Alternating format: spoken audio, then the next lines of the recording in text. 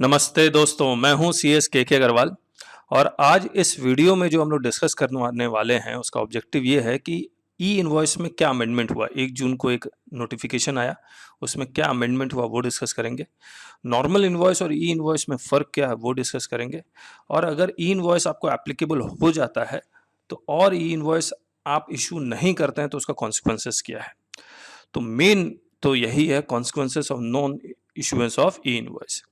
लेकिन सबसे पहले आपके आपको एक बात बता देते हैं कि जो अगर आप जीएसटी में रजिस्टर्ड नहीं है या आप टैक्सेबल पर्सन ही नहीं है, यानी कि अगर सेक्शन 22 एप्लीकेबल नहीं है। सेक्शन 22 में क्या लिखा हुआ है कि अगर आपका टर्नओवर थ्रेशोल्ड से लिमिट से ज़्यादा है तो जीएसटी में रजिस्ट्रेशन लेना होगा। अगर ले लिया तो रजिस्टर्ड पर्सन, नहीं लिया तो you are a taxable person because you are required to get yourself registered. लेकिन 22 आपको एप्लीकेबल नहीं है। सेक्शन 24 में है कंपलसरी रजिस्ट्रेशन। जैसे आप inter state supply of goods करते हैं तो इन टर्नओवर आपका 1 रुपया भी क्यों ना हो आपको रजिस्ट्रेशन लेना कंपलसरी है। लेकिन आपको सेक्शन 24 भी एप्लीकेबल नहीं हुआ। तो ना 22 एप्लीकेबल है ना 24 एप्लीकेबल है। तो आप you are not a taxable person and also you are not a registered person. और अगर आप अपने दुकान से कुछ बेचते हैं तो एक सिंपल बिल, कैश मेमो या कैश बिल इशू करते हैं, वो नॉन लीगल डॉक्यूमेंट है। इस बिल का आपको मैक्सिमम यूज इनकम टैक्स में आएगा, लेकिन वरना जीएसटी में इसका कोई मतलब नहीं बनता। लेकिन इफ यू हैव, अगर आपने जीएसटी में रजिस्ट्रेशन करवा लिया ईदर बिकॉज ऑफ 22 और 24, तो आपको इनवॉइस इशू करना पड़ेगा and that invoice is a legal document. और लीगल डॉक्यूमेंट का मतलब कि जीएसटी में जो इनवॉइस के बारे में जितने भी रूल्स रेगुलेशंस दिए हुए हैं उसको स्ट्रिक्टली आपको फॉलो करना पड़ेगा। नहीं फॉलो करते हैं तो कॉन्सिक्वेंसेस हैं। तो इसको हम लोग लीगल डॉक्यूमेंट कह रहे हैं। और एक होता है ई इनवॉइस, यानी कि जो इनवॉइस आप इशू कर रहे हैं वो इशू करते रहिए, लेकिन इस इनवॉइस के कंटेंट को अगर आप e-invoice.gst.gov.in में रजिस्ट्रेशन करवा लेते हैं, जो स्पेशल 10 साइट वेबसाइट दी हुई है, अभी एक ही वेबसाइट चल रहा है, तो इस इनवॉइस के कंटेंट को आप रजिस्ट्रेशन करवा लेते हैं तो एक IRN नंबर जनरेट होता है, इनवॉइस रेफरेंस नंबर। जब वो जनरेट हो जाता है तो इनवॉइस के जितने भी कंटेंट है वो लॉक्ड हो जाते हैं, तो हम लोग इसको कह रहे हैं लॉक्ड लीगल डॉक्यूमेंट। तो ये मोस्ट इंपॉर्टेंट डॉक्यूमेंट है। ई इनवॉइस में अगर आपको एप्लीकेबल है तो आपको ई इनवॉइस ही इशू करना पड़ेगा, नहीं तो कॉन्सिक्वेंसेस बहुत सारे हैं। लेकिन इन दोनों में डिफरेंस क्या है, इनवॉइस और ई इनवॉइस में, सबसे पहले वो देख लेते हैं, तभी जाके आपको कॉन्सिक्वेंसेस समझ में ठीक से आएंगे। देखिए, सेक्शन 31 सबसेक्शन 1 कहता है कि अगर आप गुड्स रिमूव करते हैं तो गुड्स रिमूव करने से पहले इनवॉइस इशू करना पड़ेगा, चाहे ई इनवॉइस हो या इनवॉइस हो, आपको वो इशू करना पड़ेगा, दैट इज कंपलसरी। अगर आप नहीं करते हैं तो इम्प्रॉपर रिमूवल ऑफ गुड्स है, आपको सेक्शन 122 की पेनल्टी लग सकती है। मैं अभी करूंगा 122 आपके साथ। ये सेक्शन 31 सबसेक्शन 1 में है। सिमिलरली कि अगर आप सप्लाई ऑफ सर्विसेज करते हैं तो आपको इनवॉइस या ई इनवॉइस इशू करना पड़ेगा विद इन 30 डेज, 45 डेज या क्वार्टर, जो भी आपको एप्लीकेबल है। जनरली सबको 30 डेज ही एप्लीकेबल होता है। अगर आप नहीं करते हैं तो सेक्शन 122 की पेनल्टी लगेगी। इसके बाद रूल 48 में लिखा हुआ manner of issuing of invoice. लेकिन इसको करने से पहले, manner of issuing of invoice, इससे करने से पहले मैं आपको कुछ चीजें और बताता हूं। ये आ गया rule 46, content of tax invoice. उस टैक्स इनवॉइस का कंटेंट क्या हुआ, चाहे ई इनवॉइस का कंटेंट हो या फिर नॉर्मल इनवॉइस का कंटेंट हो, कंटेंट सेम है। तो जो आप नॉर्मल इनवॉइस इशू करते हो उसी को आप इनवॉइस को के जो भी कंटेंट है उसको रजिस्ट्रेशन करवाते हैं, जिसके कारण IRN नंबर जनरेट होता है। तो ये रूल 46 में जो कंटेंट ऑफ इनवॉइस है उसमें देखिए, name, address and GSTN number of the supplier, consecutive serial number, date of issue of invoice, GSTN number of the recipient अगर recipient registered है तो, name and address of the address of delivery, अगर 50,000 रुपए से ज़्यादा की value का goods का सप्लाई कर रहे हैं तो name and address of the recipient भी चाहिए। फिर HSN, अब HSN तो कंपलसरी हो गया। कब से कंपलसरी हो गया, 1 अप्रैल 2021 से कंपलसरी हो गया है कि अगर B2B सप्लाई कर रहे हैं तो आपका एग्रीगेट टर्नओवर 5 करोड़ से ज्यादा हो या 5 करोड़ से कम हो, आपको 4 डिजिट या 6 डिजिट का नंबर कंपलसरी है। B2C कर रहे हैं और अगर आपका एग्रीगेट टर्नओवर 5 करोड़ है तो ऑप्शनल है, एक्सीड्स 5 करोड़ है तो कंपलसरी है 6 डिजिट। यानी कि अगर एक्सीड्स 5 करोड़ है तो B2B सप्लाई हो या B2C सप्लाई हो, ये कंपलसरी है। और याद रखिएगा ये नॉर्मल इनवॉइस में भी कंपलसरी है और ई इनवॉइस में भी कंपलसरी है। जब मैं नॉर्मल इनवॉइस कर रहा हूं तो नॉर्मल इनवॉइस का तो रजिस्ट्रेशन करवाना पड़ता है, उसके कंटेंट को रजिस्ट्रेशन करवाना पड़ता है ताकि IRN नंबर जनरेट हो। तो जब आप नॉर्मल इनवॉइस इशू करते हैं और ये कंपलसरी फील्ड नहीं होगा तो ये रजिस्ट्रेशन भी नहीं होगा, ई इनवॉइस जनरेट ही नहीं होगा। इससे पहले हमने एक वीडियो बनाया, उसमें सारा कुछ किया हुआ भी है हमने, ठीक है। अब आगे आइए, तो ये कंटेंट ऑफ द इनवॉइस है जो कंपलसरी है और IRN नंबर जनरेट करने के लिए भी ये कंपलसरी ही है। इसके बाद अब आप देखिए, अब इसमें एक बात ये कहता है रूल 48 में manner of issuing of invoice, कि इनवॉइस जो नॉर्मल इनवॉइस इशू करेंगे वो ट्रिप्लिकेट इशू करेंगे, original for recipient, duplicate for transporter and triplicate for supplier. लेकिन अगर आप सप्लाई ऑफ सर्विस करते हैं तो डुप्लीकेट इशू करेंगे, original for recipient and duplicate for supplier. और the serial number of invoices जो भी आप इशू करेंगे वो GSTR 1 के पोर्टल में अभी आपको लिखना होगा। अब देखिए रूल 48 सब रूल 4 में ई इनवॉइस के बारे में लिखा हुआ है सारा कुछ, इनवॉइस रेफरेंस नंबर और वो 10 वेबसाइट ई इनवॉइस 1.gst.gov.in जहां पर आपको इनवॉइस के कंटेंट को रजिस्ट्रेशन करवाना पड़ता है। और ये इनवॉइस के कंटेंट को रजिस्ट्रेशन करवाने के लिए क्लियर टेक्स का एक सॉफ्टवेयर है जिसको मैंने चेक किया है, काफी अच्छा है, उसको आप यूज कर सकते हैं। डिस्क्रिप्शन में आपको डिटेल भी मिल जाएगी। तो ई इनवॉइस अगर आप साल में 10 इनवॉइस जनरेट करें या 5 इनवॉइस जनरेट करें या सिंगल इनवॉइस जनरेट करें, अगर ई इनवॉइस के रूल आपको एप्लीकेबल है तो आपको ई इनवॉइस ही करना पड़ेगा, नहीं तो मैंने अभी आपको जो कुछ कॉन्सिक्वेंसेस बताए थे वो एप्लीकेबल हो जाएंगे।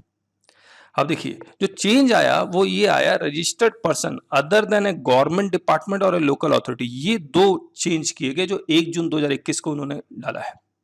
अब देखिए गवर्नमेंट डिपार्टमेंट और लोकल अथॉरिटी, ऐसे भी गवर्नमेंट जो भी सर्विसेज बिजनेस एंटिटी को प्रोवाइड करती है वो सारा का सारा रिवर्स चार्ज में है। जितना भी B2B है या लोकल अथॉरिटी जितना भी B2B सप्लाई कर रही है वो सारा का सारा रिवर्स चार्ज में है, एक्सेप्ट रेलवे और पोस्ट ऑफिस जो B2C सप्लाई है वो फॉरवर्ड चार्ज में है। तो ऐसे भी उनको ई इनवॉइस एप्लीकेबल नहीं था। उसके बावजूद मुझे लगता है कि for the sake of confusion को हटाने के लिए, एम्बिग्यूटी को, बाई चांस कोई एक हो जाए, कहीं से अगर किसी एंगल से कोई चीज छूट गया और वहां पर फॉरवर्ड चार्ज है तो गवर्नमेंट डिपार्टमेंट को ई इनवॉइस इशू करना कंपलसरी हो जाएगा। तो उससे बचने के लिए उन्होंने डाल दिया, वैसे उसकी जरूरत थी नहीं। अब हम लोग आते हैं कॉन्सिक्वेंसेस। कॉन्सिक्वेंसेस में देखिए सबसे पहले ये देखिए क्या लिखा हुआ है, every invoice issued by a person to whom sub rule 4 applies in any manner other than the manner specified in the said rule shall not be treated as an invoice.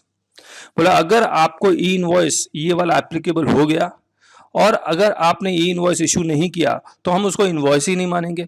अगर इनवॉइस ही नहीं मानेंगे तो आपने जो rule section 31 subsection 1 में removal of goods में अगर आपने नॉर्मल इनवॉइस इशू कर दिया, ई इनवॉइस की जगह नॉर्मल इनवॉइस इशू कर दिया, तो भी इम्प्रॉपर रिमूवल ऑफ गुड्स मानेंगे। सिमिलरली सप्लाई ऑफ सर्विस में ई इनवॉइस इशू करना था लेकिन आपने नॉर्मल इनवॉइस इशू कर दिया, तब भी हम लोग इम्प्रॉपर सप्लाई ऑफ सर्विसेज मानेंगे। तो ये बहुत बड़ा कॉन्सिक्वेंसेस है। अब इस कॉन्सिक्वेंसेस के कारण अगर इम्प्रॉपर रिमूवल ऑफ गुड्स या इम्प्रॉपर सप्लाई ऑफ सर्विसेज है तो 122 की पेनल्टी मैं अभी दिखलाऊंगा। फिर ये कहता है the provisions of sub rule 1 and 2 shall not apply to invoice prepared in the manner specified in sub rule 4। 1 and 2 में जो डुप्लीकेट और ट्रिप्लीकेट इशू करना वो इशू करने की जरूरत नहीं है अगर आप ई इनवॉइस इशू करते हैं। इसके बाद आगे देखते हैं। अच्छा देखिए कॉन्सिक्वेंसेस ये भी है कि अगर ई इनवॉइस आपको इशू करना था, अगर आपने नॉर्मल इनवॉइस इशू किया तो रिसिपिएंट को उसका क्रेडिट भी नहीं मिलेगा, तो ये भी एक कॉन्सिक्वेंसेस है। अब देखिए e invoice was required to be issued but your business is issuing normal invoice, how many violations your business is committing, कितने तरह के वायलेशन है। एक वायलेशन नहीं है, पहला इम्प्रॉपर रिमूवल ऑफ गुड्स या इम्प्रॉपर सप्लाई ऑफ सर्विसेज, दूसरा इम्प्रॉपर ट्रांसपोर्टेशन ऑफ गुड्स, अगर गुड्स को ट्रांसपोर्ट करते हैं आप ऑब्वियसली करेंगे, और टैक्स इवेजन भी माना जाएगा। And recipient can not avail credit. अब देखिए तो section 122 penalty for certain offences where a taxable person registered और लायबल टू बी रजिस्टर्ड। अगर आप रजिस्टर्ड हैं और आपको ई इनवॉइस इशू करना था, आपने नॉर्मल इनवॉइस इशू किया है, तो भी हम मानेंगे कि इनवॉइस इशू ही नहीं हुआ। अभी हमने पढ़ा ही था रूल 48 में कि that we will assume that no invoice has been issued. इसका मतलब you have removed the goods without issuance of invoice.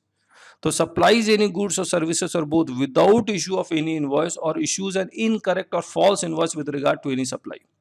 कहने का मतलब आपको ई इनवॉइस इशू करना था, आपने नॉर्मल इनवॉइस के बेसिस पे अगर आपने गुड्स रिमूव कर लिया है तो भी हम मानेंगे कि इनवॉइस इशू ही नहीं हुआ है, you have remove goods without issuance of invoice. तो ये तो बहुत मतलब it is like a tax evasion. तो 122 की पेनल्टी अभी देखेंगे। उसके बाद 14 देखिए, transports any taxable goods without the cover of documents as may be specified in this behalf. तो ई वे बिल चाहिए, प्रॉपर इनवॉइस चाहिए, उसके बिना अगर आप गुड्स रिमूव करते हैं तो भी 122 का में वॉल्यूशन में इस वॉल्यूशन में कवर हो जाएगा, 122 की पेनल्टी लगेगी। तो दो वॉल्यूशन हो गए, इसकी पेनल्टी अलग लगेगी, इसकी पेनल्टी अलग लगेगी। कितनी लगेगी पेनल्टी? 10,000 और an amount equivalent to the tax evaded whichever is higher। इसमें फॉर ईच ऑफेंस लिखा हुआ नहीं है, लेकिन हमें लगता है कि फॉर ईच ऑफेंस से वो 2 बार पेनल्टी लगाएंगे, हर एक ऑफेंस का अलग अलग पेनल्टी लगाएंगे। और पेनल्टी 10,000 और 100% ऑफ टैक्स इवेडेड, और सी का अलग, एस का अलग, और IGST है तो इतना। यानी कि मैक्सिमम पेनल्टी जो आपको ऊपर लग रही है या मिनिमम पेनल्टी जो लग रही है दैट इज 20,000 और 100% of tax evaded whichever is higher, this is the amount of penalty. तो ह्यूज पेनल्टी है। तो अगर ई इनवॉइस आपको एप्लीकेबल है तो इनवॉइस ही आपको इशू करना पड़ेगा, और कोई भी इनवॉइस नॉर्मल इनवॉइस इशू करेंगे तो मानेंगे कि ये इनवॉइस इशू ही नहीं हुआ है। ये वाला पढ़ते हैं, any person who fails to issue invoice in accordance with the provisions of this act or the rules made thereunder or fails to account for invoice in his books of accounts।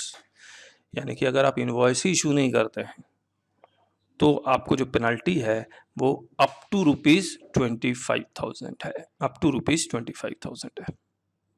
इसके बाद 1A देखिए, any person who retains the benefit of a transaction, यानी कि recipient के लिए, recipient को भी penalty देनी पड़ रही है। Any person who retains the benefit of transaction covered under this, no invoice और इनकरेक्ट और फॉल्स इनवॉइस, यानी कि आपने उस पर्सन से खरीदा जिसको ई इनवॉइस इशू करना था, लेकिन उसने नॉर्मल इनवॉइस इशू कर दिया, और उस नॉर्मल इनवॉइस के बेसिस पे आपने क्रेडिट क्लेम कर लिया है, तो आपको भी पेनल्टी लगेगी, यानी कि रिसिपिएंट को भी पेनल्टी लगेगी। Shall be liable to a penalty for an amount equivalent to the tax evaded or input tax credit availed of or passed on, ये भी पेनल्टी है।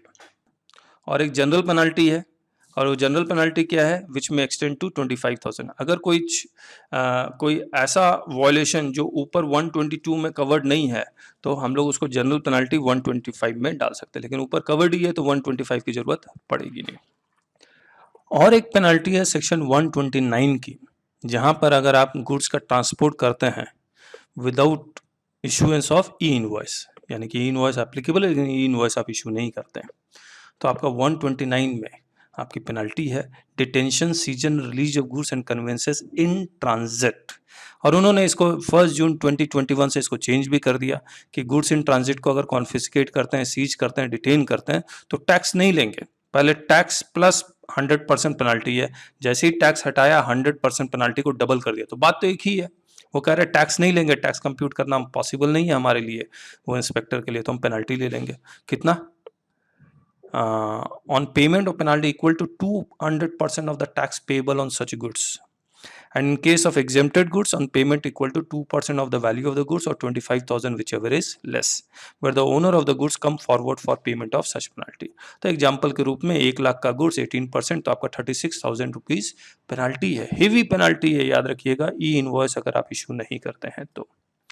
इसके बाद अगर the owner of goods does not come forward, और नहीं आता है, तो on payment of penalty equal to 50% of the value goods और 200% of tax payable on such goods whichever is higher. तो 1 लाख 18%, तो इसका 50% 50,000 और 18% का डबल यानी कि 36,000 विच एवर इज हायर, और IGST है तो डबल कर दीजिए। तो हेवी पेनल्टी है ये। तो एक बार मैं फिर से बता देता हूँ कि अगर आपको ई इनवॉइस एप्लीकेबल हो और ई इनवॉइस का अगर आपको सॉफ्टवेयर चाहिए तो एक बार क्लियर टैक्स को भी जरूर से चेक कीजिएगा, उसका लिंक हमने डिस्क्रिप्शन बॉक्स में भी डाला हुआ है। So thank you so much for the patient hearing. Bye bye.